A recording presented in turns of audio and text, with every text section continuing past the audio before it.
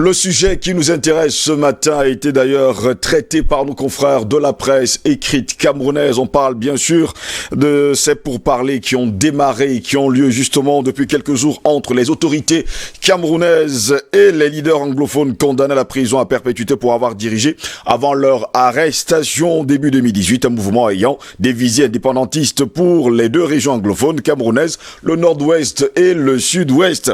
Pour bon nombre de personnes, eh bien la crise anglophone débouche sur des choses. Alors, un contentieux historique qui aurait pu être vidé, mais qui n'a pas été vidé. Voilà pourquoi nous nous interrogeons ce matin d'ailleurs. Le sujet pour ce débat, c'est crise dans le nord-ouest et le sud-ouest pour parler engager les solutions préconisées par Ruben Oumniobé.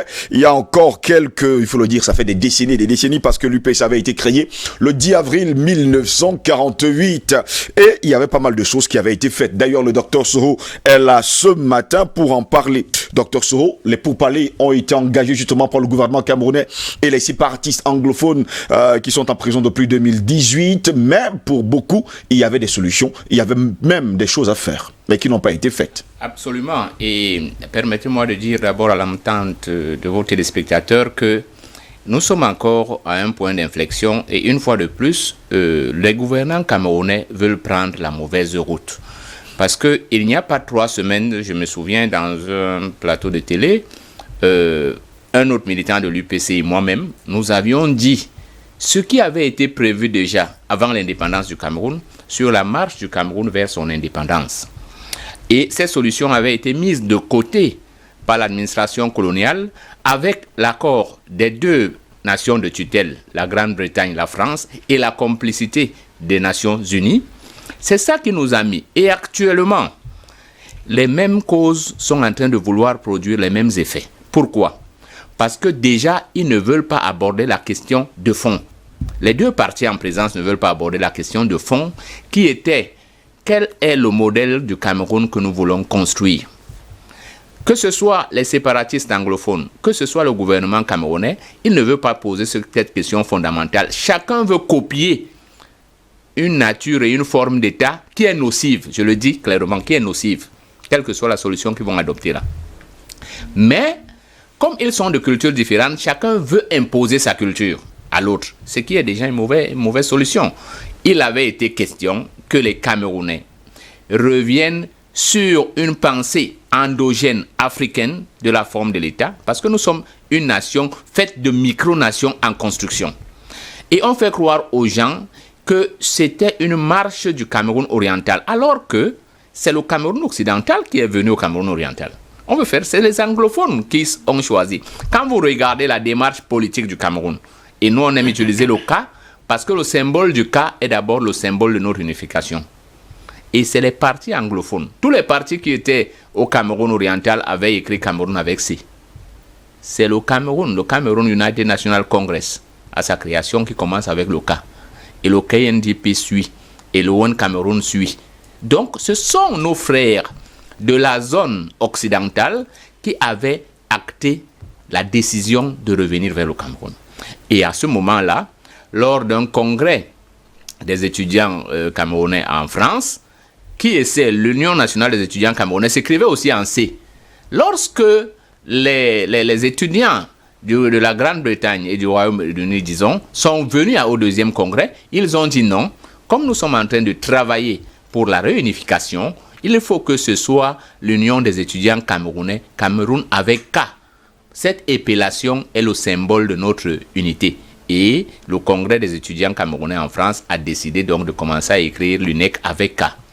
Après, à cette réunion, ce que les gens ne savent pas, parce que ce n'est pas l'UPC qui a conçu tout ce qui était à l'intérieur. L'UPC avait seulement porté ce que les Anglais appelaient le radical nationalisme, c'est-à-dire une vision endogène africaine. On voulait dire, on disait qu'ils étaient extrémistes. Non, parce qu'ils comprenaient que le modèle qu'on veut nous imposer est un modèle qui est porteur d'esclavage et d'exclusion, donc de guerre. Et qu'il faut qu'on pense à un autre modèle. Ce sont ces étudiants qui ont dit, il faut donc qu'on pense à une forme d'État. Et je vais encore vous surprendre. La fédération n'était pas une proposition de ceux qui venaient à Kumba. Ce n'était pas leur proposition. Ils avaient simplement dit qu'il faut qu'on construise des régions, parce que beaucoup d'entre eux venaient du système anglo-saxon du Nigeria, et ils avaient vu que là-bas, on avait essayé de regrouper les gens avec une certaine autonomie dans les régions. Mais ils voyaient qu'il y avait des biais dans ce système. Ils ont dit qu'on peut faire des entités sur la base des micronations du Cameroun qui ont décidé de construire une nation pour que chaque peuple sente qu'il participe, 1, à l'organisation administrative et 2, à l'usage de la richesse qui est produite dans sa région pour le développement de sa région. Voilà les 2 éléments qu'il mettait en avant. Il n'utilisait pas les mots. Il ne voulait pas savoir si c'est la fédération ou bien la décentralisation ou l'État jacobin. Malheureusement, l'ONU refuse d'abord que ces dialogues aient lieu. Je dis bien l'ONU parce que j'entends souvent les gens dire non, il faut qu'on se déplace, qu'on appelle la Suisse. Tout ça, c'est des mauvaises solutions. On va le faire avec les Camerounais au Cameroun. Si on ne le fait pas comme ça, ce serait une mauvaise solution.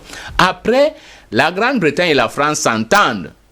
Oui. Parce qu'il y avait eu un plébiscite avant celui de 61. Et ils s'étaient rendu compte que la grande majorité de Camerounais voulaient rentrer dans le Grand Cameroun uni. Pourquoi? Parce que dans ce plébiscite test, ils avaient exigé que ce soit essentiellement les natifs camerounais qui votent. Et tous les natifs avaient voté. Et le scrutin avait été fait dans le Southern South Cameroun et le Northern South Cameroun. Parce que là-bas, la Grande-Bretagne avait divisé sa partie en 2. C'était un scrutin unique. Ils ont donc décidé pour la deuxième fois de faire des plébiscites séparés et de ne pas additionner les voix. Parce que si on avait additionné les voix, même la partie nord du Cameroun qui est partie au Nigeria serait encore au Cameroun. Et ça avait donc permis la réunification. Malheureusement, on avait fait un saut sans résoudre le problème. C'est ce qu'on appelle souvent le contentieux historique. C'est-à-dire qu'on avait refusé d'appliquer la loi, ce que prévoyaient les accords de tutelle, qu'on laisse des Camerounais aller à l'indépendance après avoir pris toutes les dispositions qui leur permettent de s'administrer eux-mêmes. Lorsque nous sommes allés sur cette forme, eh bien, ça a donné ce que ça a donné. Depuis 60 ans, nous n'avons pas de paix. Parce que même sous Ahidjo, même quand ils se sont réunis à Fumban, ils ont fait une fédération, mais après ils ont fait une fédération centralisée, ce que les gens ne savent pas. Parce que vous ne pouvez pas dire que vous donnez des pouvoirs à des États, mais vous faites un parti unique. Ils ont fait un parti unique en 66. Ce qu'ils ne disent pas aussi aux gens, c'est que pendant qu'ils faisaient le parti unique, l'UPC qui avait été suspendu en 55, en 60, le gouvernement Ahidjo prend un décret qui reconnaît l'UPC. Sauf que tous les UPCistes qui venaient pour dire que vous nous avez reconnus avaient 2 options. Soit ils se retrouvaient 2 mètres sur terre, soit ils se retrouvaient à Tcholero, à Mangtoum. Voilà les solutions qu'on dit. Nous avons dit, et permettez-moi de chuter par là, en leur redisant que nous sommes d'accord pour parler. Mais ne sautez pas, parce que quand quelqu'un conçoit une solution, sachez que c'est lui qui sait sur quel levier appuyer. Nous avons dit que mettez un groupe de Camerounais pour entrer d'abord en contact avec ceux qui revendiquent.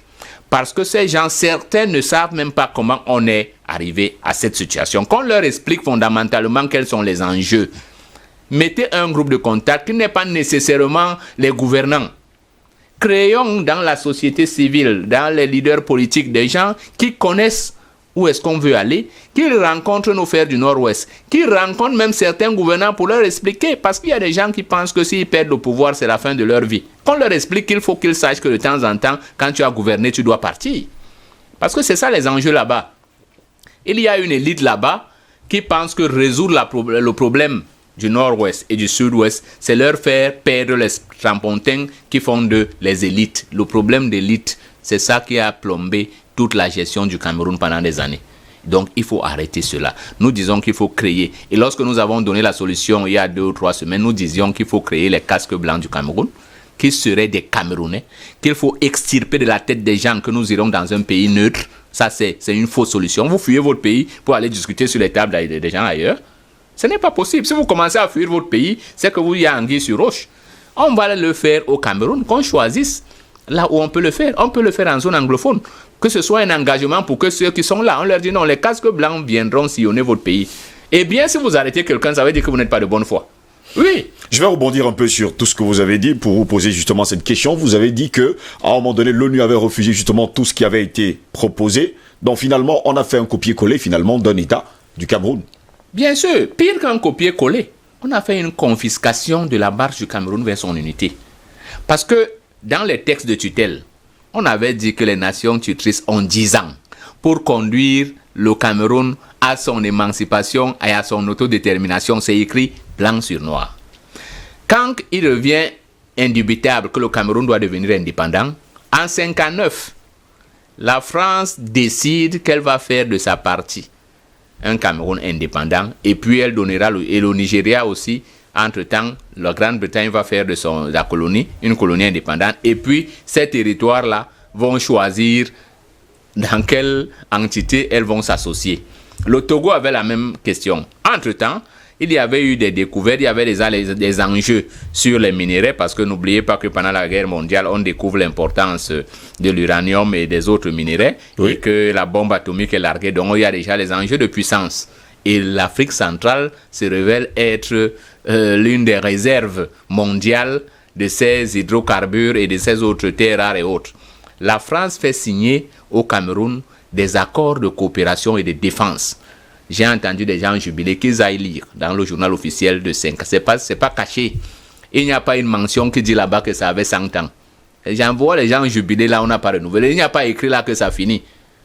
On dit que pour tout ce qui est de négociations sur nos minéraux dits stratégiques, je ne sais pas si le pétrole est stratégique ou le cuivre, mais ce que veut dire que tout notre sous-sol, avant de discuter, la préemption de la France est prioritaire pour des raisons de défense du Cameroun. Donc, notre défense est entre les mains de la France. Mais depuis qu'on nous agresse avec Boko Haram, je ne les vois pas sur le terrain. Et l'ONU valide ça. C'est-à-dire, on vous confie un tuteur. Votre maman, votre tante, votre soeur fait des enfants, et elle laisse des biens, elle décède, les enfants ont 3 ans.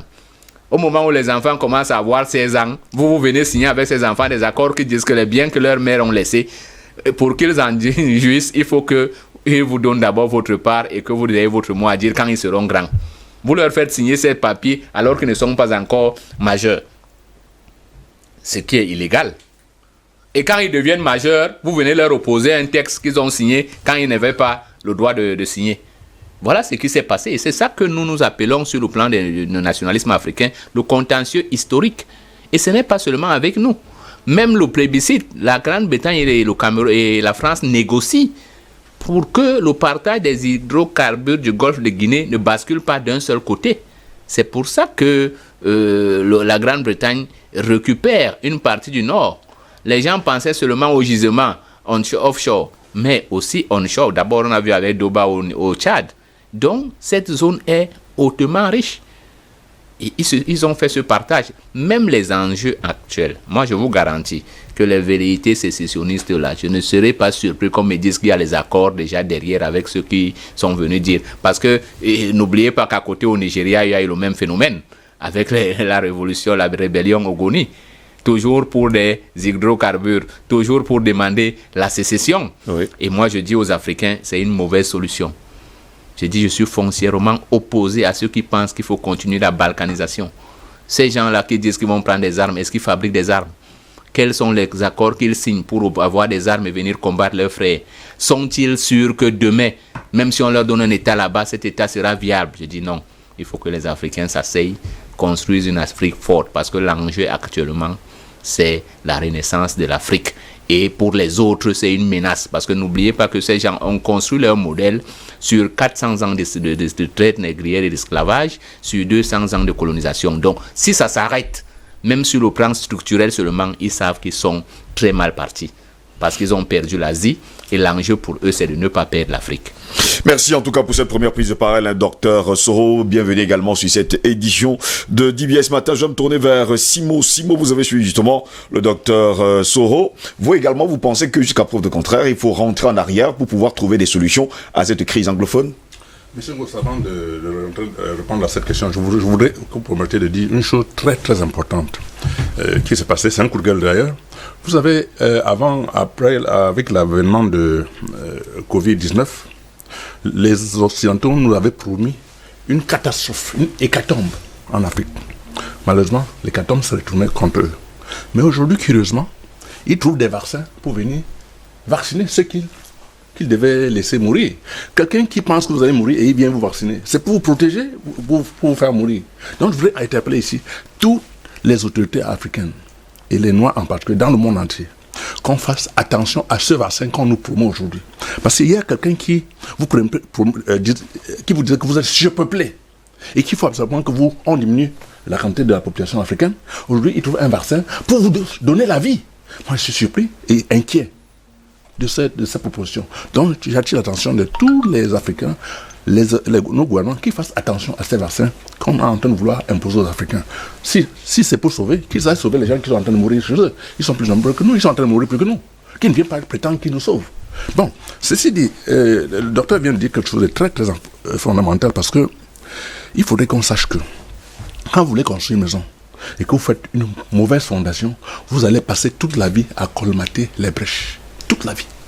Ainsi donc, les Camerounais ne sont pas assis autour d'une table pour se constituer. On les a constitués sur le faux. Parce que ce qui s'est passé à Fouman, c'était un banditisme d'État organisé par la France. Je peux dire la France et ses alliés. Parce que vous ne pouvez pas avoir d'un côté des Camerounais, et d'un côté des Français qui signent pour la France, et d'un côté des Français qui signent pour le Cameroun, avec quelqu'un qui est à côté, qui n'a même pas son mot à dire. Je parle d'Aïdjou. Non, c'est un désastre. On devrait même dénoncer ce banditisme aujourd'hui. Parce que ce qu'on vit là, c'est les conséquences d'une mauvaise fondation qui court. Or, c'est celui qui gagne la guerre qui écrit l'histoire.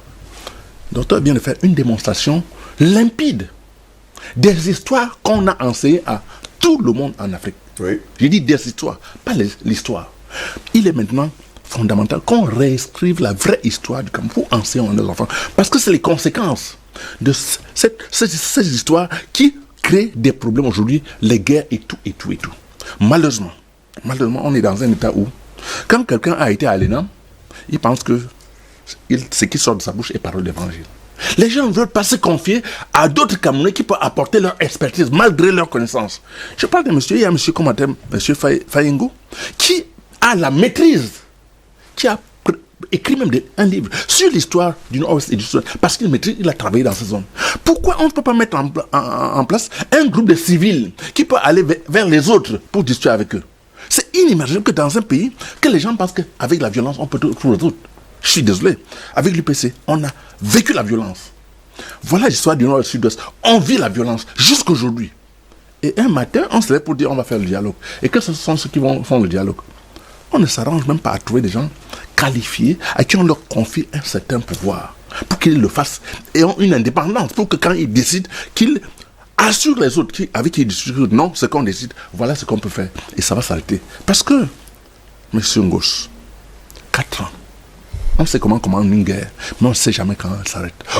On a beau raconter qu'on va faire un dialogue, non, il faut des bases sérieuses.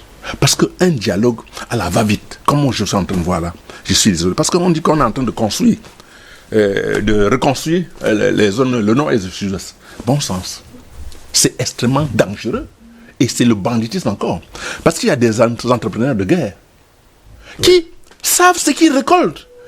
Est-ce que vous êtes sûr que la route Babadjou-Bamenda, les gens vont pouvoir travailler sur cette route? Ils vont avoir quelle possibilité de sécurité par rapport aux gens qui vont travailler? Et même après, quelles sont les garanties que cette route va résister? On ne va pas mettre des bombes pour les détruire.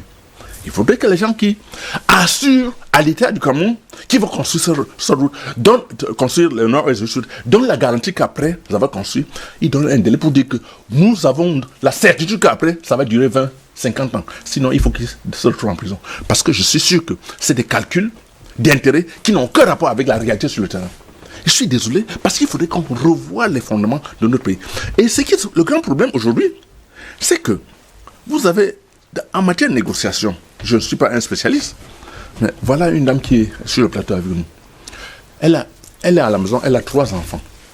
Il y a un enfant qui est d'accord qu'il ne faut pas qu'on détruise la maison.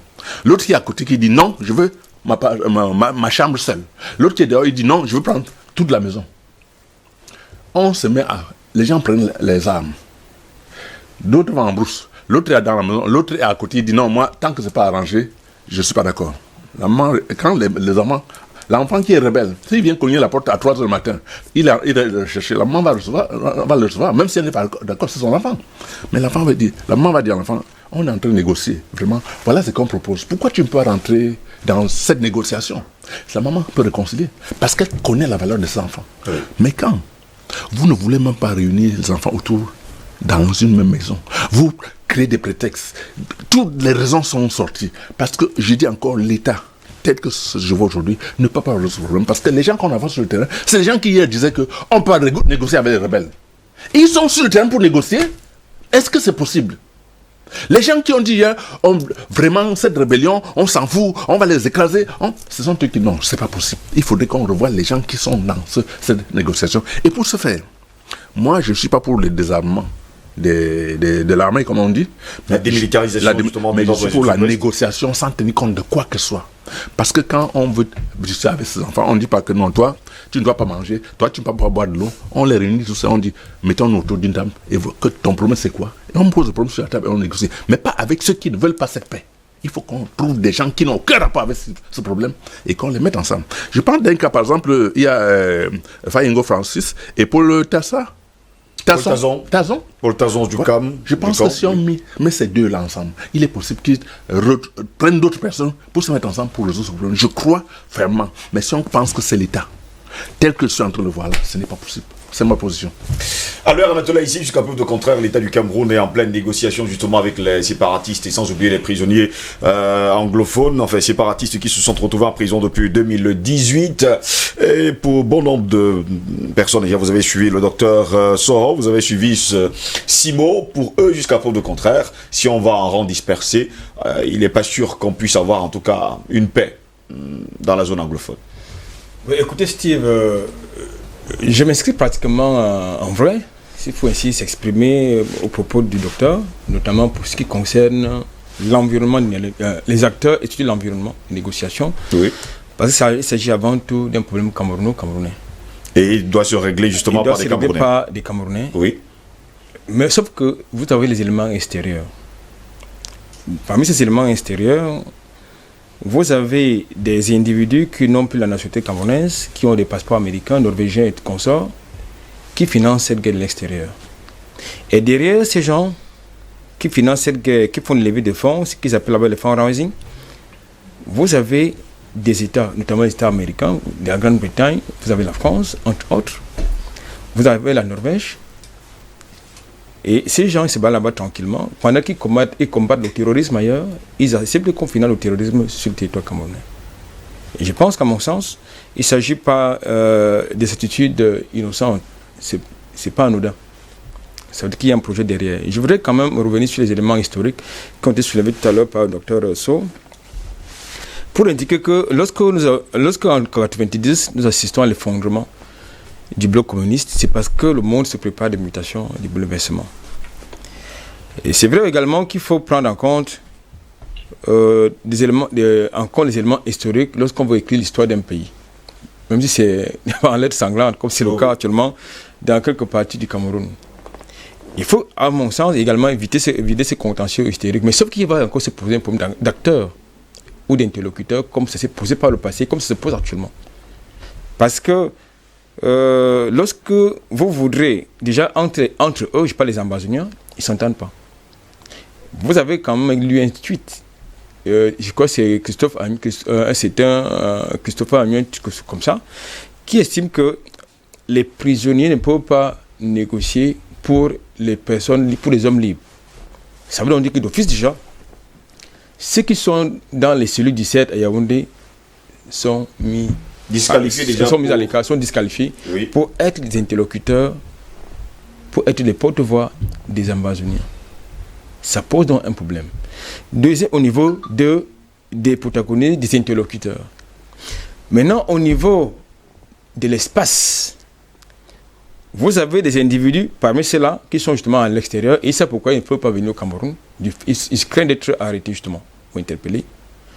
Malgré le fait que même si on leur donne des garanties, comme ça a été le cas lors du fameux grand dialogue national, ils ne viendront pas. Parce qu'eux, ils estiment que la négociation qui concerne le Cameroun doit se déplacer sur un terrain suisse.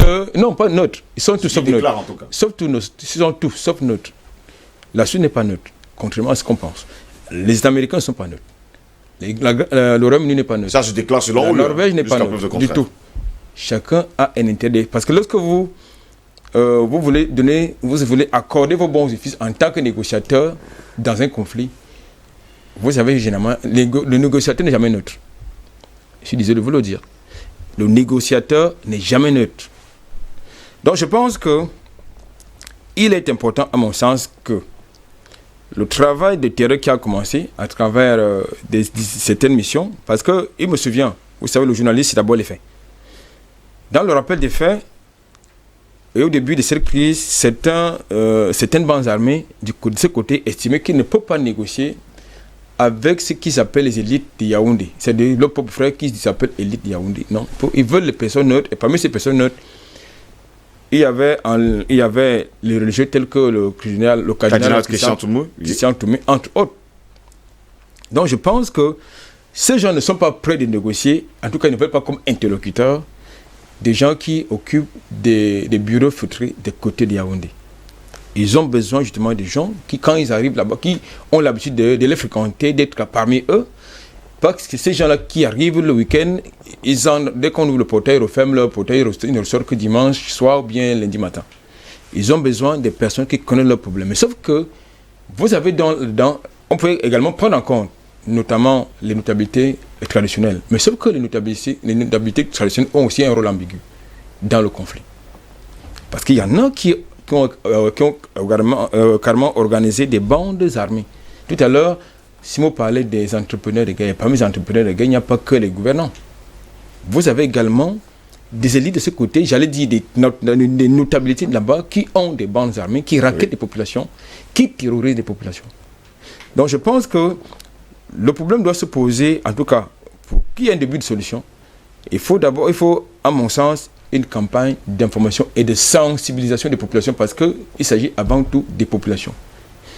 Et de ce point de vue, c'est là où ça peut passer. Et il me semble que la plupart de ces populations-là adhèrent déjà au projet de négociation et de paix, de retour de la paix. Il est inconcevable, en tout cas en ce qui me concerne, c'est mon point de vue, que la plupart des jeunes qui ont été manipulés et qui finalement décident de sortir de la brousse se retrouvent en train d'être exécutés par ces gens-là qui leur ont promis qu'ils auront l'emploi, ils vont libérer un territoire qui est, n'est-ce pas, annexé par la République du Cameroun, comme ils disent là-bas. Donc je pense que de ce point de vue, le gouvernement devrait pouvoir utiliser, n'est-ce pas, ces lézards, ces passerelles qui sont créés entre eux-mêmes pour pouvoir justement négocier. Mais il faut justement des vrais interlocuteurs. Et je pense qu'à mon sens, la solution, avant d'être politique, doit d'abord être économique. Parce que si aujourd'hui nous en sommes là, c'est parce qu'au départ, il s'est posé des problèmes de il y a eu des problèmes corporatistes. Oui. C'est-à-dire c'est des problèmes sociaux qui ont été posés au départ. Il faut donc d'abord régler cette question par des investissements.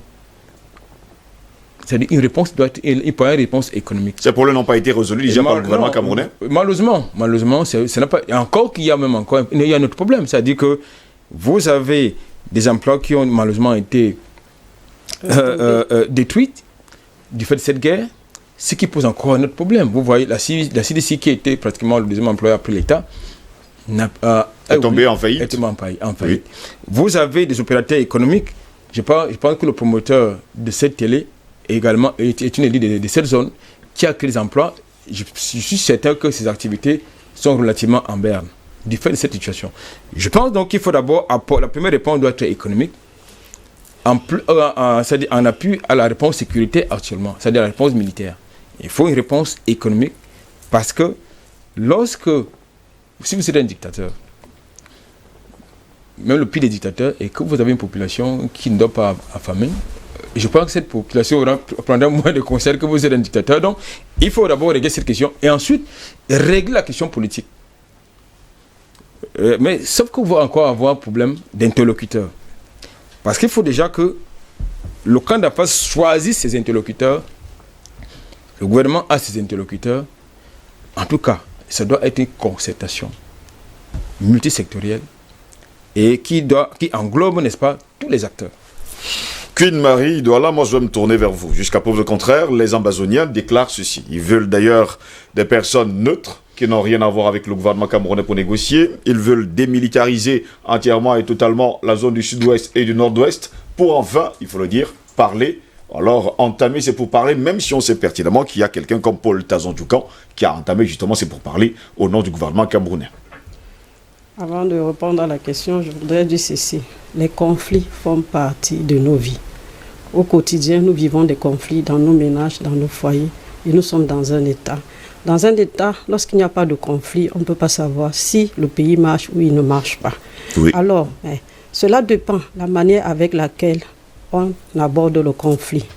Et au départ, on a mal abordé le conflit, on n'a pas pu écouter ceux qui étaient en face.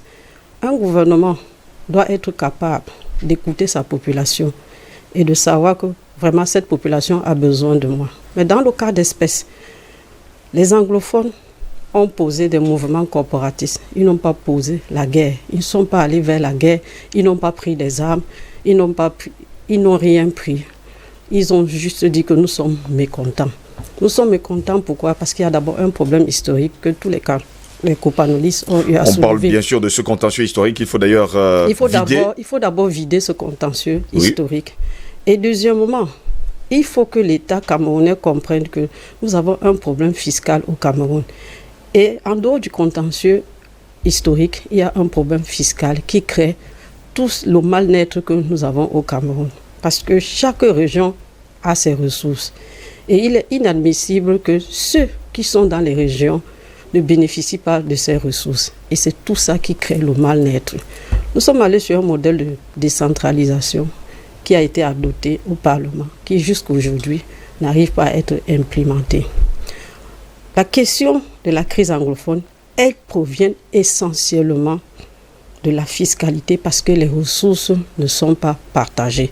Si les ressources étaient partagées par tous les Camerounais, on n'en serait pas là aujourd'hui. Le problème historique ne se serait pas soulevé. Et d'autres accords qui ont été pris à la conférence de Fumban ne sont pas respectés et n'ont même pas été respectés jusqu'à aujourd'hui. Parce que Ahidjo a toujours banalisé les propositions et les accords qu'il avait pris avec les anglophones. Maintenant, les anglophones se sont donc soulevés. Ils disent que non, nous voulons notre part. On ne peut pas être dans une région, nous produisons du carbone, nous produisons du cuivre, nous produisons du pétrole.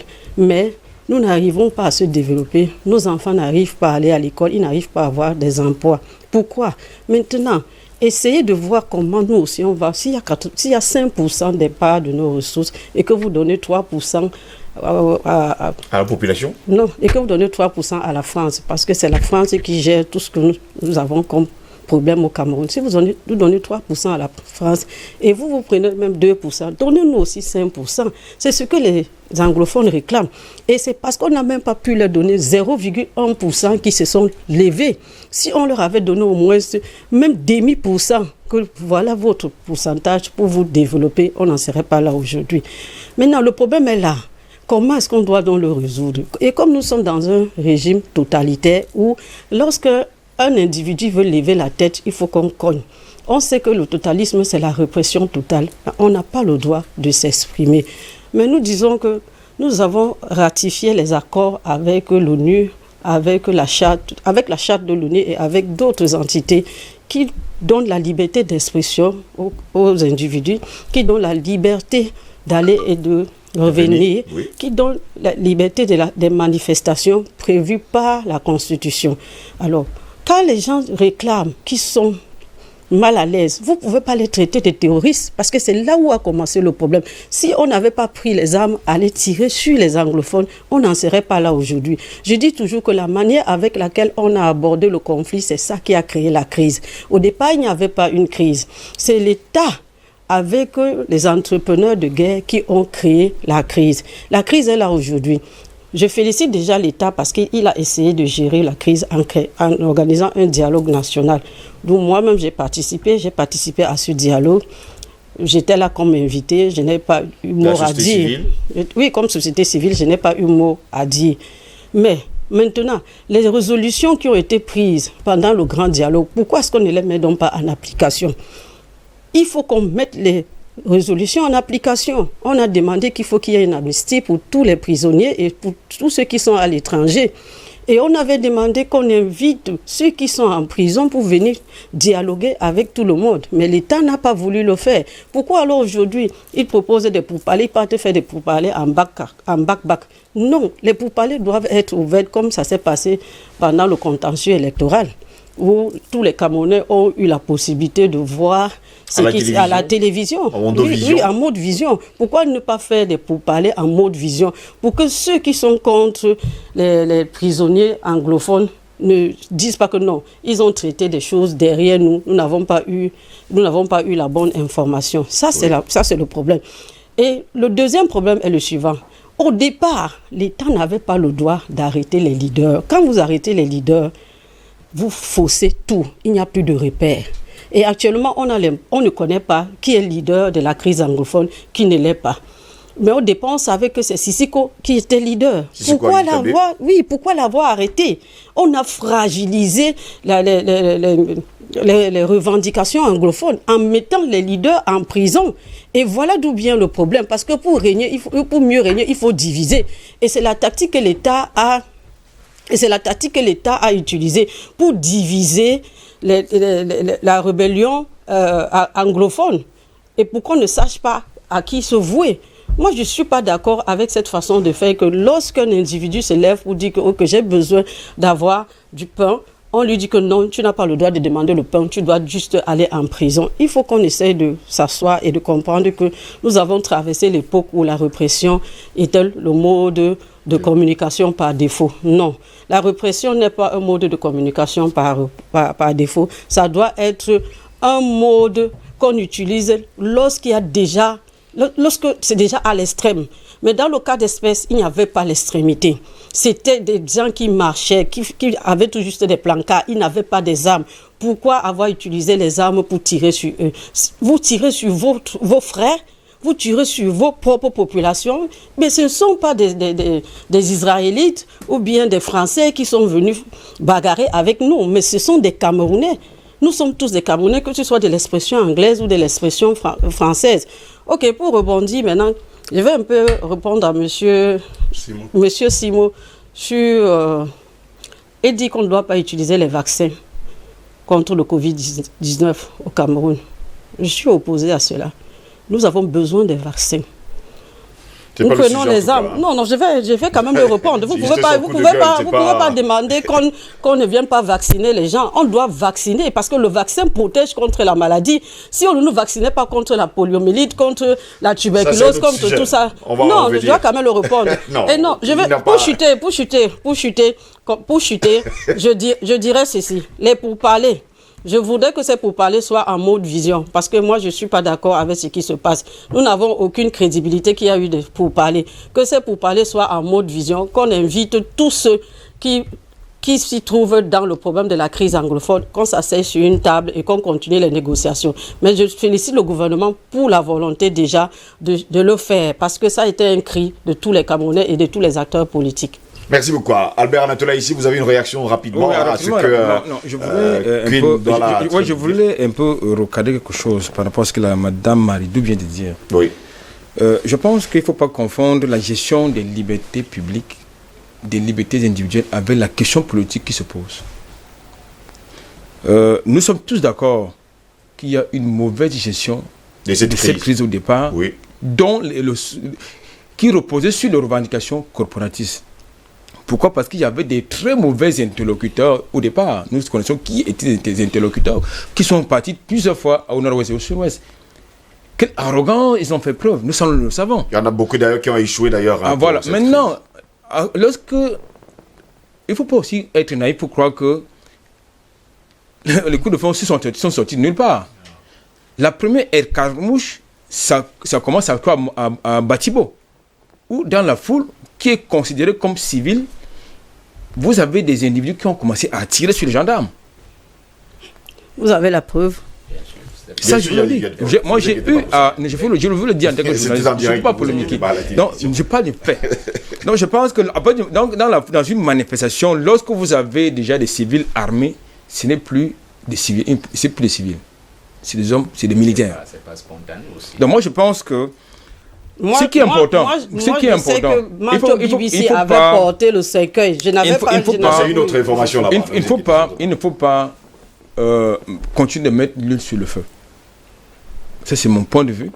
Parce que je pense que même au niveau du gouvernement, tout le monde est fatigué. Ces populations vivent la terreur au quotidien. Si vous faites il y a plusieurs déplacés, il y a des milliers et des milliers de déplacés. Je pense que si nous pouvons contribuer à quelque chose dans le cadre de cette tribune, que chacun dise quelque chose qui peut ramener la paix de ce côté-là. Parce que ce sont des Camerounais. Aujourd'hui, on se retrouve avec d'autres partis du Cameroun qui sont saturés. Vous avez des Camerounais qui sont, nos compatriotes de la zone anglophone, qui sont en brousse de ce côté dans la zone francophone. Ils vivent dans le hutte. Est-ce que c'est ça leur mode de vie? C'est ça qu'ils méritent comme vie? Non. Je pense que si nous devons pouvoir apporter une contribution, aussi mineure soit-elle, dans le cadre de cette tribune, faisons-le. Docteur Simo, Monsieur Simo, vous avez quelque chose à dire rapidement? Oui, je suis très embêté, d'autant plus que quand vous êtes dans la maison avec des enfants, l'enfant pleure. Il demande quelque chose. Au lieu que vous l'appelez pour demander qu'est-ce que tu veux, tu le gifles. Les autres qui le suivent, ils ne vont pas réagir positivement. Ils vont s'énerver et tout va flammer. Aller des travers. Oui. Donc, je dis encore une fois, il faut que nos administratifs apprennent à dialoguer. C'est pas compliqué. Je dis, la plupart sont assis sur la table et ils surveillent leur chaise. Au lieu d'être assis sur la chaise pour travailler sur la table. C'est ça le drame au Cameroun. Il faut le reconnaître. Le dire, c'est pas haïr quelqu'un. On ne vient pas sur un plateau parler pour plaire ou bien pour nuire. Nous tous, nous avons la volonté d'aider notre État à être stable. Parce que, quoi qu'on dise, de toute façon, quand l'eau va sécher, on verra ce qui mange le poisson dans le marigot. Il n'y a rien à faire. Mais c'est pas ça. Aujourd'hui, il faudrait qu'on fasse des efforts, qu'on interpelle notre gouvernement, qu'ils arrêtent de jouer au banditisme. Parce que pendant qu'on parle de dialoguer, il y a des gens qui disent qu'il faut aller reconstruire. Et on met des milliards. Vous allez reconstruire quoi, où et quand? Avec quelle possibilité de sécurité? C'est ça qu'il s'agit. C'est compliqué. C'est complexe. Je dis encore une fois, il faut d'abord dialoguer. Tout asseoir, être d'accord avec tout le monde. Maintenant, même les gens qui étaient en brousse, ils vont sortir pour aider à reconstruire. Mais si vous allez dire que vous allez construire, ça encore avec la force, avec la brutalité, vous allez le faire comment? Vous allez prendre toute l'armée pour aller construire une route, après vous allez partir, on va encore venir casser. Ça veut dire quoi? Non. Le dialogue est la première chose qu'il faut faire avant d'entreprendre quoi que ce soit. Sinon encore, c'est un bandit. Il y a déjà eu dialogue. Ça continue seulement. Il y a déjà eu dialogue. Oui, il y a des pourparlers maintenant entre le gouvernement. Il n'y a pas encore eu de dialogue. Permettez, vraiment. Allez-y, terminez, M. Simo. Vous-même, vous reconnaissez que pendant ce dialogue, les véritables interlocuteurs n'étaient pas là. La preuve, ça continue la guerre. Ce dialogue a arrêté la guerre. C'est qui les véritables interlocuteurs? Puisque c'est un problème qui se pose. Monsieur Haïssi, qui est le véritable interlocuteur? Vous pensez qu'on peut résoudre une crise en un jour? Je n'ai pas parlé de résoudre en un jour. On ne peut pas résoudre le problème de la crise en un jour. Messieurs, on vous comprend parfaitement. Laissez M. Simo terminer son propos et on va revenir avec vous. Ne vous inquiétez surtout pas. Oui. Quand cette histoire a commencé, on connaissait les vrais gens avec qui on pouvait discuter. Qu'est-ce qui a fait en sorte que la guerre dure pendant 4 ans? Parce que les gens se sont dit, c'est nous qui commandons, c'est nous qui décidons, ils ont pris des armes. Or, au départ, c'était un problème corporatiste. Même s'il y a eu des coups de feu, dans un pays où il y a le renseignement, on aurait découvert, détecté ceux qui ont tiré et les prendre, et les isoler. Pourquoi ça a duré? Dites-moi, ça a duré pourquoi? 4 ans, avec des gens, des morts. Combien de morts il y a eu? Pour qu'on en arrive là? Est-ce qu'on avait besoin de tout ça? On aurait pu le faire. C'est pour ça que je dis encore une fois, reconnaissons au moins que notre État a commis des erreurs. Le dire, c'est pas être méchant, c'est attirer l'attention des gens qui prennent des mesures pour que demain ne soit plus comme aujourd'hui. Parce que aujourd'hui, on voit encore des revendications, des gens qui ont entendu 10 000 nordistes, 10 000 ceci, c'est extrêmement embêtant. Les Bassas qui disent il faut refaire leur zone, c'est des problèmes. C'est des problèmes. Si on laisse prospérer ce genre de trucs, on va arriver à quel niveau? On va faire quel dialogue? Donc, il faut mettre en place un véritable dialogue qui intègre tout le monde, refaire la constitution du Cameroun, parce qu'il n'y a pas de constitution, on ne sait pas constituer. C'est ça le drame. Tant qu'on ne l'a pas fait, on va passer tout le temps à faire des milliers de dialogues, ça ne va rien donner. Parce que bientôt, vous allez entendre les douanes aussi dire que oui, il faut qu'on nous donne nos régions. C'est tout à fait normal. C'est normal. On va donc continuer comme ça. Non, il faut arrêter. Il faut mettre un thème et trouver des véritables gens qui vont dialoguer dans l'intérêt supérieur de tous les Camerounais. Merci beaucoup, Simo. Je vais me tourner vers Dr Soro. Dr Soro, lors de votre première prise de parole, vous nous avez fait savoir qu'il y a pas mal de personnes qui sont dans le noir d'ailleurs, hein, avec une main invisible, qui veulent d'ailleurs des richesses, des hydrocarbures, le pétrole et tout ce qui va avec. Maintenant, qu'est-ce qu'on fait quand on sait cela? peut-être on en rit, mais c'est un problème très sérieux, ça il faut le préciser. Et ce n'est pas un problème qui touche seulement le Cameroun. Regardez partout en Afrique. Regardez le Mali. Regardez le Niger. Je continue à dire aux Africains qu'après l'esclavage, les Occidentaux qui avaient créé des guerres de rapting des gens qu'on vendait ont dit qu'ils sont venus nous pacifier. Et ils ont amené la colonisation. Après la colonisation, ils ont maintenu la balkanisation.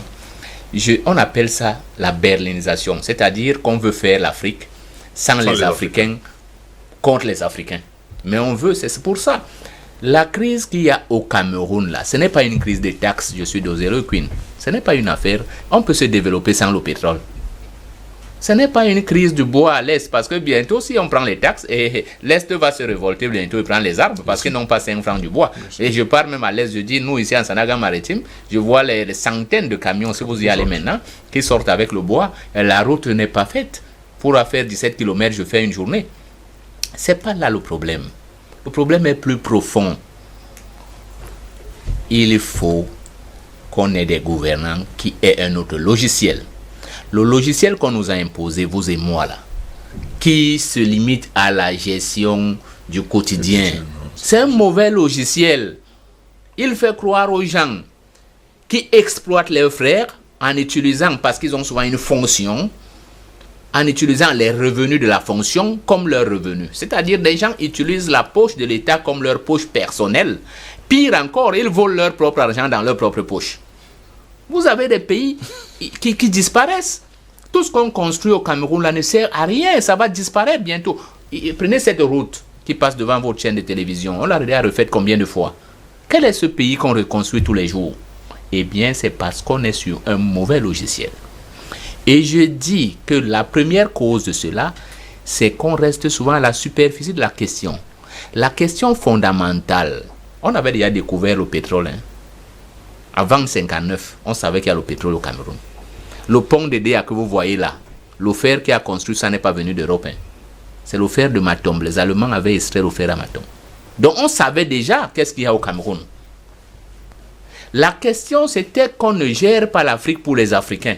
Et l'UPC, c'est pour ça que l'UPC, c'est pas seulement au Cameroun. Moi, j'ai des amis à RDC qui s'appellent Moumié. Et c'était des jeunes Camerounais, ils avaient à peine 22, 23 ans. C'est pour ça qu'on a décidé de bannir ce parti. Ce n'est pas pour le Cameroun. C'est pour ce qu'il a dit aux Africains. Que reprenez conscience. En Afrique, on travaille pour la communauté. On travaille pour la communauté. Quand tu commences à sortir de la communauté, on préfère même te sacrifier. Ce n'est pas la sorcellerie. C'est que tu es un mauvais exemple. Même, on n'est pas contre l'enrichissement personnel, mais on est pour que chaque individu ait ce qu'on appelle le bonheur national brut. C'est-à-dire qu'un minimum qui fait qu'il ne vous envie pas, même si vous avez un jet privé. Voilà les vrais enjeux. Et l'Occident n'a pas besoin de ça. Lisez ce qu'ils écrivaient. Ils étaient stupéfaits de voir notre organisation sociale, la démocratie là. C'est pas venu de l'Europe. Nous, on était des démocrates. C'est pour ça que certains disent souvent que les Bantous n'ont pas de chef. Non! Il y avait des chefs, mais le chef n'avait pas le droit de vie ou de mort sur les champs. C'est toutes ces questions qui nous ont constitués. Et nous avions ça en nous. Lorsque nous avons commencé à construire le Cameroun, on est arrivé à un niveau où, si vous partez au Congrès américain, il y a tout un document que l'UPC avait produit. Les Américains même disent que c'est le document le plus important de l'histoire d'Afrique. Tout à fait. Qui parlait de cette question politique-là. Je vous dis que la solution, ce n'était pas la fédération. Les gens avaient simplement dit, ayant souffert, ayant vu ce que les travaux forcés ont donné, ayant vu ce que l'indigénat a donné, ayant vu ce que l'esclavage a donné, ils ont dit, quand nous allons nous organiser, voilà ce qu'on va donner aux pouvoirs locaux et voilà ce qu'on va donner à l'administration centrale. La prise des armes comme solution, c'est encore pour appauvrir l'Afrique. Bien sûr. Tous ceux qui veulent intervenir là sont ceux qui financent la guerre. Dites-moi, quels sont ceux qui ont financé pendant près de 4 ans? D'abord, allons plus loin. Quels sont ceux qui avaient financé la rébellion d'Ojukwu au Nigeria? Si vous regardez la répartition, vous serez stupéfait. Bien sûr. L'URSS, en pleine guerre froide, l'URSS et les États-Unis étaient du même côté. En pleine guerre froide. Oui. La France et Israël et les pays africains étaient de même côté. Ne commencez pas. Moi, j'aime pas. C'est pour ça que souvent je suis gêné. N'abordons pas cette question avec la légèreté de tel n'est pas là. Non. Ceux qui ne sont pas là, pour moi, les pourparlers ne sont même pas encore là. On est au préalable. C'est-à-dire, chacun dit ce qu'il veut. Moi, je veux qu'on démilitarise. Ok, on note. Moi, je veux même que vous ne veniez plus ici. On note. On revient. Vous voulez quoi? On dit, ok, voici votre feuille, voici votre feuille. Eh bien, la première chose, c'est qu'on soit d'accord qu'on a un désaccord. Parce que quand on veut négocier les étapes, une fois qu'on est d'accord qu'on a un désaccord, on va dire, ok, asseyons-nous, vous-même, nous, on a un État. Vous ne pouvez pas nous dire de démilitariser. Vous croyez que c'était spontané qu'il y ait des armes? Ce n'était pas spontané. Depuis 82, déjà, même avant, il y avait le One Cameroun, la sécession, là, il y avait les sécessionnistes. Hein. Ils existent depuis. C'est pour aujourd'hui. C'est qu'à un moment donné, ils avaient déjà préparé le coup. Ils ont seulement profité de l'autre pour dire qu'on va aller. Et moi, j'ai discuté avec des jeunes pendant le dialogue national qui étaient là-bas. Vous savez ce qu'on leur avait fait? On avait montré des images qu'on a prises ailleurs, avec des colonnes de 4x4, avec les RPI 24 et tout ça. On leur a dit la guerre ne va pas. Exactement comme Ojukwu avait dit au Biafra, que la guerre ne va pas faire 2 mois. Nous allons diviser le Cameroun. Beaucoup sont allés dans cette guerre en se disant qu'elle ne va pas faire 2 mois. On leur a montré des billets de tonnes de dollars qu'on va, dès que vous allez commencer, on va distribuer l'argent, on va bloquer. C'est comme ça. Et il y aura une route pour aller au Nigeria que vous allez contrôler et une voie maritime, on va aménager tout ça ici. Ça, c'est des stratégies qu'on sait, qu'on met. La manipulation. Maintenant, nous disons, de notre côté, il y avait aussi des gens qui disaient au gouvernement que non, on peut mater ça, mais ils avaient leur calcul derrière. Nous disons qu'on a vécu ça. On avait dit aux gens que quand on va bastionner les UPC, l'UPC va disparaître. L'UPC est toujours là. Donc, nous disons que c'est plus profond que ça. Et c'est l'occasion pour le Cameroun et l'Afrique de changer de paradigme. C'est une occasion rêvée, y compris la Covid-19 là. C'est une occasion rêvée parce que je vais un peu faire dans la digression. On fait souvent croire aux gens que pour faire un comprimé, il faut aller en Indonésie. Faux. Moi, je fabrique des comprimés alors que je suis historien. Je vous dis que je fabrique des comprimés. Je fabrique des remèdes, je ne sais pas. Mais avec scientifique, hein, en gélule, en comprimé, pas des choses qu'on croit qu'on met dans de l'eau parce qu'on nous fait. Non, je dis présenter sous la forme scientifique homologuée. Or, on fait croire aux gens que c'est la tradie médecine. Non, tout est tradit. On rapporte. Un proverbe africain dit que chaque jour, je regarde passer hier le lendemain. C'est-à-dire, ce qui va vous arriver là, quand vous avez votre histoire en tête, vous savez déjà comment ça va se comporter si vous ne faites pas attention. Et je profite pour dire ceci aux gouvernants d'abord. Un État, quand il existe, en fait, il est au service de sa population. Quand une population commence à se rebeller contre son État, ça veut dire qu'on ne lui garantit que le minimum vital. Comme vous disiez au début, moi, j'ai grandi un peu à Neubel toute mon enfance. Je voyais les camions désinfecter les caniveaux. Les chiens errants n'existaient pas. Nous avons un chien, on l'arrêtait tout le temps et on partait payer pour le récupérer à la fourrière. On mettait les chiens en fourrière. Mais voici un pays où votre voisin peut élever les chèvres qui entrent dans votre cour chaque matin et personne n'intervient. Bien sûr, bien sûr. Quand un État commence à arriver à ce niveau, ça veut dire qu'il n'existe plus d'État. Et ils le font exprès pour que ça devienne un régime de privilèges. Parce que c'est comme ça que fonctionnent les dictatures. Ça devient un régime de privilèges. Pour qu'on intervienne, il faut que tu aies quelqu'un qui connaît quelqu'un, qui a le pouvoir derrière quelqu'un. Mais quand ça arrive, on est au bord de l'implosion. Parce que dès que je suis mécontent, je fais ce que je veux. Et lorsque quelqu'un qui sont derrière quelqu'un s'opposent, la personne devient neutre. Et puis la guerre commence. C'est ce qui s'est passé là. Maintenant, nous disons qu'il y a une première option. Et donc, M. Simon l'a dit tout à l'heure. Il y a l'État d'un côté. Il y a les sécessionnistes. Il y a les fédéralistes. Il y a les décentralistes. Parce que la guerre en anglophone, il y a les brigands. Quand la guerre commence, il y a aussi les brigands qui entrent. Ils sont nombreux. Voilà. Il faut donc qu'il y ait un groupe de Camerounais qu'on dise, ok, nous on vous confie la mission de descendre sur le terrain. Même ceux qui sont à l'extérieur, on peut aller les rencontrer. Ils ne sont pas obligés de venir ici. Bien sûr, bien sûr. Quand on a commencé les négociations avec Mandela, il était en prison. Sauf que pendant qu'on négociait avec lui, il y a des gens qui entraient en contact avec les leaders de l'Alliance qui étaient dehors. Ils n'étaient pas obligés d'être en Afrique du Sud. Mais la négociation s'est passée en Afrique du Sud. Qu'on nous arrête cette histoire-là, les Suédois viennent faire quoi chez nous? Les Suisses viennent faire quoi chez nous? Quel est ce pays qui ne produit rien et qui produit le chocolat? Vous croyez qu'ils ramassent ça où? Vous savez combien de gens meurent pour qu'ils aient le chocolat? On a vu comment ils ont mis en Côte d'Ivoire la pagaille. On a vu comment ils ont mis la pagaille en Libye. Moi, je suis souvent gêné quand je regarde les télés et je vois quelqu'un qui dit non, il faut qu'on ait une médiation neutre. Ils sont neutres en quoi? Des marchands des armes. Au Congo, on a arrêté Lumumba, il était gardé par les soldats de l'ONU. En Côte d'Ivoire, ce sont eux qui ont détruit... La France est venue détruire une présidence pour arrêter un président. On l'a vu, on ne leur fait rien. Et chez nous, on dit souvent qu'il faut faire les enquêtes. Quelle enquête? Il ne faut pas qu'on confonde l'action d'un gouvernement qui défend son statut de gouvernement avec la volonté d'un peuple qui veut aller de l'avant. On a ces deux choses au Cameroun. Et moi, je dis, je ne peux pas demander au gouvernement d'arrêter de quitter la zone anglophone. Jamais. S'il y a des innocents là-bas qui vont mourir pour rien, ça, il faut oublier. Ça, il faut oublier. Quand je vois des jeunes gens égorgés, ça ne me plaît pas. Je suis contre cela, il ne faut pas que ça continue. Mais il faut qu'on discute, qu'on négocie. Mais je dis à ce gouvernement, ne prenez pas les mauvais jetons pour mettre sur la table. On a des mauvais jetons, vous les connaissez. Je dis aussi aux sécessionnistes, aux fédéralistes, que n'ayez pas peur d'aborder toutes les questions. Bien sûr, bien sûr. Sachez que vous êtes en négociation. Et l'une des techniques de négociation, moi je les félicite. Quand tu es faible, tu viens comme si tu étais fort. Bien sûr. C'est pour ça qu'ils mettent la barre haute, pour obtenir quelque chose. Il faut que le gouvernement qui lui est fort vienne comme s'il était faible. Voilà comment on entre dans une négociation. Et il faut que la population camerounaise, parce qu'on a un enjeu. Le rôle le plus important dans une démocratie, dans une république, c'est le citoyen. Nous, on l'oublie souvent. Si les citoyens camerounais à Douala se lèvent et disent qu'ils veulent la paix et marchent pendant 2 ou 3 jours, je vous dis qu'en dehors des gens qui demandent des marches pour je ne sais quoi là, les vraies marches actuellement là, c'est pour qu'il y ait d'abord la paix là-bas. Ne disons pas qu'on demande la paix pour le gouvernement sans nous-mêmes faire quelque chose.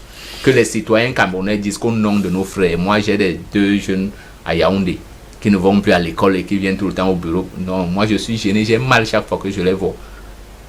On les a mis dans des apprentissages, ça me gêne. Les parents n'arrivent pas à s'occuper d'eux. Heureusement que bon, comme il y a la solidarité africaine qui joue, les familles essayent. Ces solutions sont encore très très graves. Parce qu'elles sont en train de faire aggraver. Quand vous écoutez ces enfants, ils deviennent même plus radicaux que ceux que nous autres. Ils deviennent plus menaçants. Alors que nous, on vous dit qu'il y a encore des solutions. Et nous vous disons que ces solutions résident dans le refus d'appliquer ce que nous avions annoncé depuis 1959. Asseyons-nous, résolvons le contentieux historique. Nous ne disons pas que nous allons prendre des positions contre l'Occident, non. Mais on va leur dire, écoutez, le crime contre l'humanité n'a pas commencé en 1945. Vraiment, comme les Algériens disent là, demandez pardon, reconnaissez vos crimes et payez pour ce que vous avez fait.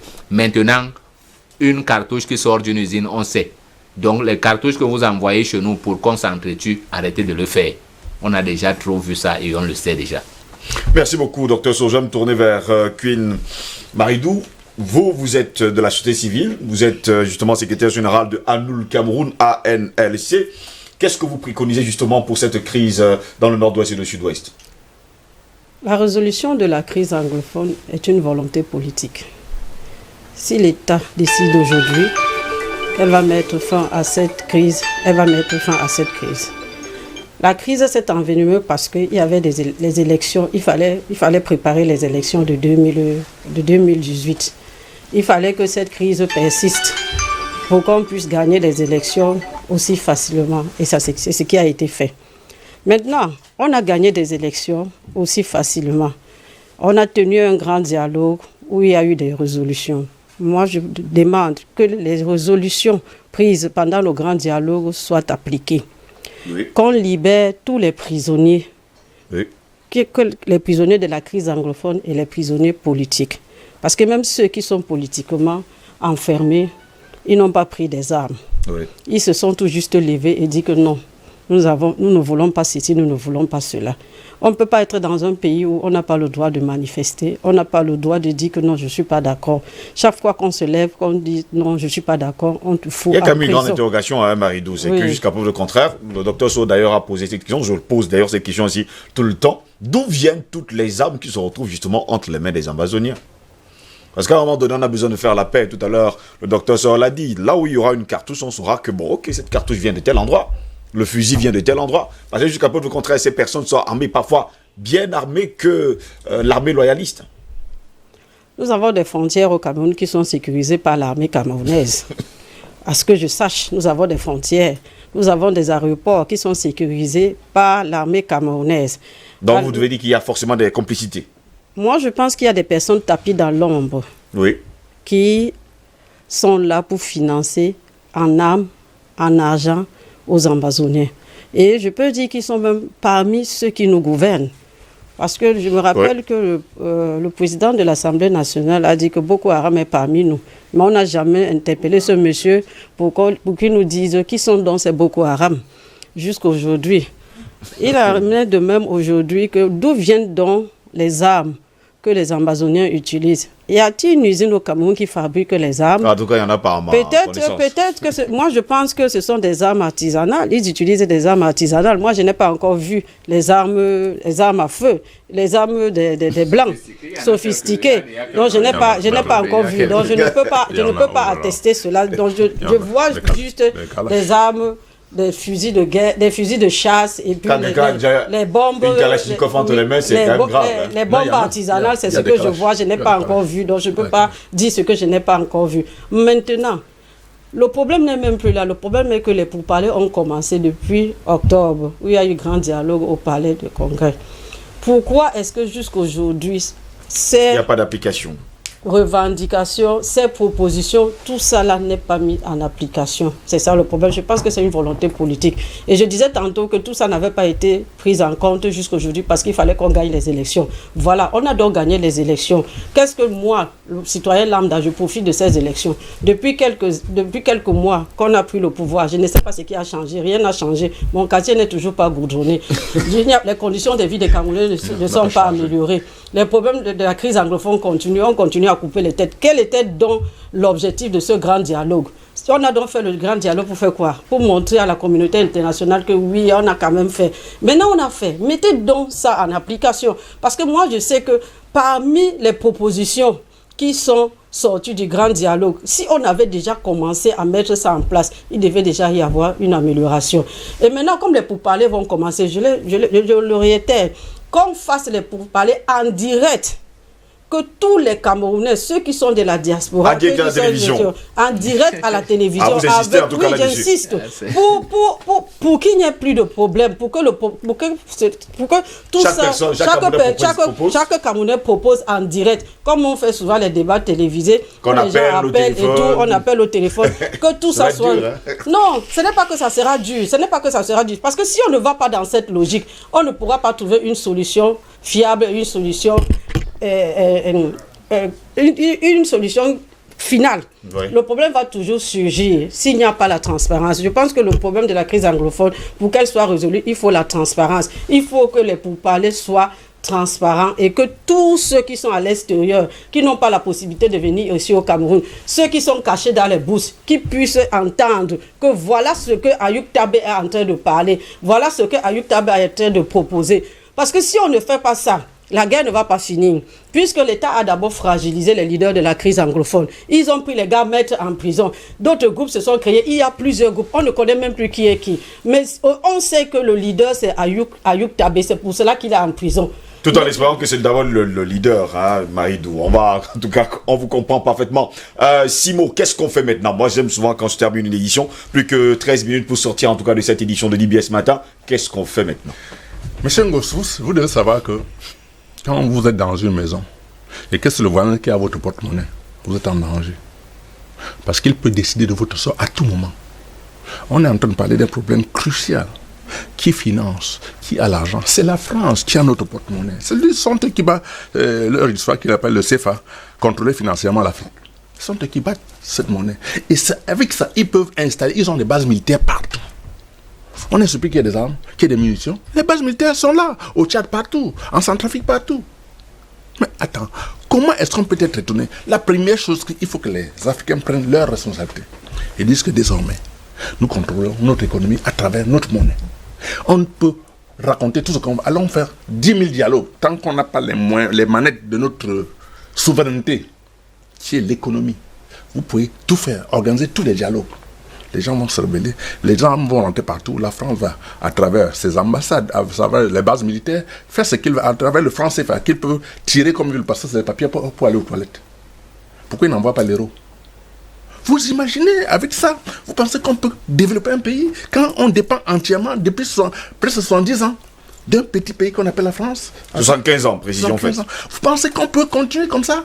Il faut mettre un terme à cette histoire. C'est la première bataille à gagner pour instaurer la souveraineté dans un pays. Si on ne l'a pas fait, allons raconter tout ce qu'on veut. Demain, vous voulez faire une route. Si la France ne développe pas l'argent, vous allez faire la route. Ils vont parler d'aide au développement. Un petit pays qui est un continent, un pays comme le Cameroun, ils vendent quoi? Ils ont quoi? Non, soyons sérieux. Revoyons la manière. C'est pour ça que j'ai dit qu'il faut revoir, il faut se reconstituer. La reconstitution, c'est les Camerounais se restent face à ça et se disent, voilà ce qu'on fait pour notre pays.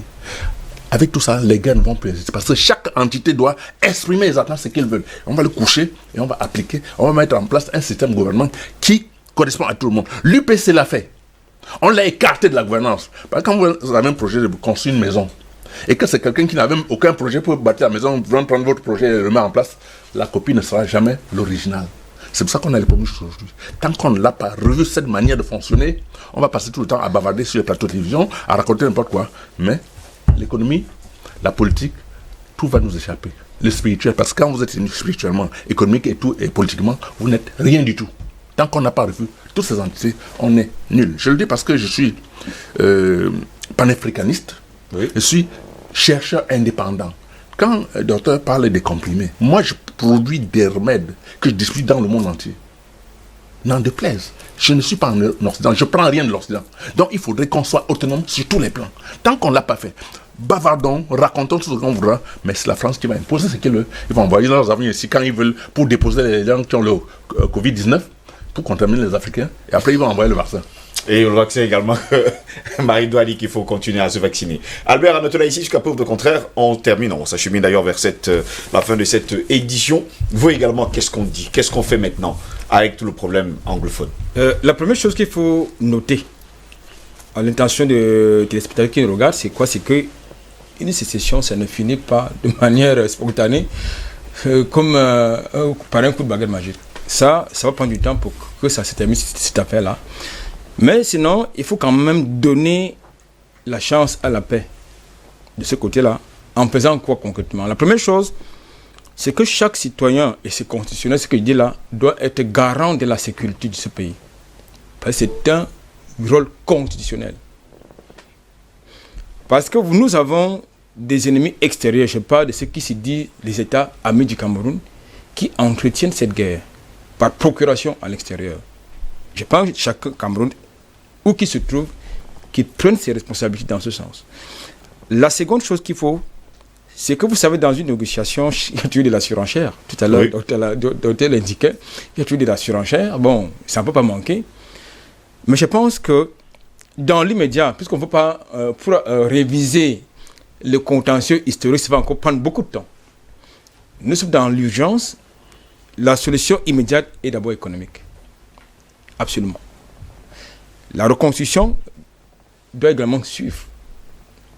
Et tout à l'heure, je pense beaucoup de panélistes, en dehors peut-être de Mme Kuhn, il faut maintenir les militaires sur le terrain parce qu'on ne peut pas mettre au même niveau les bandes armées et l'armée républicaine. Rectificatif, je n'ai pas demandé qu'on retire l'armée là-bas. Elle n'a pas demandé. Je n'ai pas dit. Bon, alors, ça, c'est la troisième chose que je voudrais relever. C'est bien de rectifier ça, elle n'a pas dit. Je ne l'ai pas dit. C'est la troisième chose que je voudrais relever. C'est-à-dire qu'on ne peut pas mettre l'armée, ou bien les sécessionnistes ne peuvent pas se mettre au même niveau que l'armée qui est républicaine, qui défend qui protège les institutions de la République, qui protège l'intégrité territoriale de ce pays. Du tout. Deuxième, la dernière chose, je par là. Je pense qu'il faut que les sécessionnistes se mettent d'abord d'accord. Ils vont se mettre d'accord comment? Quand l'État a divisé. Non, l'État n'a rien à voir dans leur organisation interne. Non, ils ont divisé. Dans leur cuisine interne, l'État n'a rien à voir avec eux. L'État n'a rien à voir. Ils ont arrêté le leader. Quand on arrête le leader. Son leadership est contesté. Je suis désolé de vous l'apprendre sur ce plateau. L'État n'est pas responsable de leur désorganisation, de leur cuisine interne. Donc il faut qu'ils trouvent des vrais interlocuteurs pour qu'enfin on sorte de ce pétrin. Et je pense que si on part sur cette base, et que de l'autre côté, le gouvernement, en tout cas le chef, le patron de ces institutions, les institutions camerounaises, choisit de bons interlocuteurs, je pense que, et avec la collaboration de toutes les intelligences et avec les populations locales, ça peut marcher. Docteur Soro, je vous dis merci d'avoir été là ce matin. Je rappelle que vous êtes du côté de Yaoundé, mais que vous êtes là pour quelques jours d'ailleurs dans la capitale économique. Merci d'avoir été là ce matin. Je profite d'ailleurs, je vais profiter des 3 jours pour vous avoir avec moi. Parce que vous êtes à Yaoundé, je voulais vous avoir depuis un bon bout de temps, donc je vais en profiter tout à l'heure d'ailleurs, pour parler encore d'un autre sujet, mais ce sera en off. Merci. Merci d'avoir été là ce matin. Marie-Dou, merci également d'avoir été là ce matin. Merci aux téléspectateurs de DBS. Mon coup de gueule ce matin, c'est d'interpeller le super maire de Douala, que la route de Bonendale est impraticable. J'étais à Bonendale hier, je n'ai pas pu arriver au village, j'ai pris la moto. Et vraiment, les pipis m'ont arrêté en route. Parce que les secousses, vraiment, essayer de faire quelque chose pour la route de Bonendale. Qu'avons-nous fait pour ne pas avoir les routes? Qu'avons-nous fait pour marcher dans les lobbies? Qu'avons-nous fait pour que nos maisons soient inondées? J'interpelle le super maire et ceux qui tiennent l'économie, les finances, qu'ils donnent l'argent au super maire d'arranger la route de Bonendale. Merci. Merci également pour ce coup de gueule. Tout le monde est énervé d'ailleurs avec le coup de gueule ce matin. Simon, merci également d'avoir été là ce matin. Oui, mais je voudrais dire que même si on gagne une guerre, on ne gagne pas la paix. Il vaudrait mieux fédérer tout le monde autour de la paix pour pouvoir avancer. Et le Cameroun est le seul pays, enfin l'Afrique en général est le seul pays où on tond les cheveux en leur absence. Et c'est ça qui crée le problème. Merci beaucoup Simon d'avoir été là ce matin. Albert Natola ici, merci également d'avoir été là ce matin. Écoutez, ce fut un plaisir d'être une fois de plus parmi vous ce matin. Madame, messieurs, je vous souhaite une bonne semaine, pour ne pas dire un bon début de semaine. Mesdames, messieurs, c'est ici que s'achève cette autre édition de DBS Matin. N'oubliez surtout pas, la guerre n'a qu'un seul vrai héros, la mort. Et la mort se moque bien de la vie.